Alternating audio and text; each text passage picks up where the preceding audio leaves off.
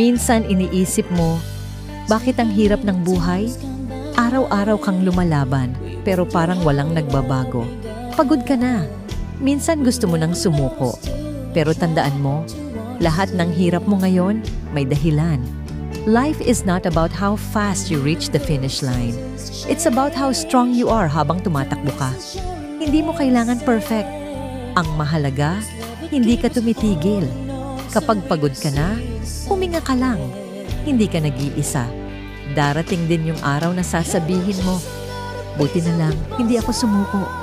Kaya kapit lang. Kasi minsan, pagkatapos ng bagyo, nandyan na ang araw na hinihintay mo.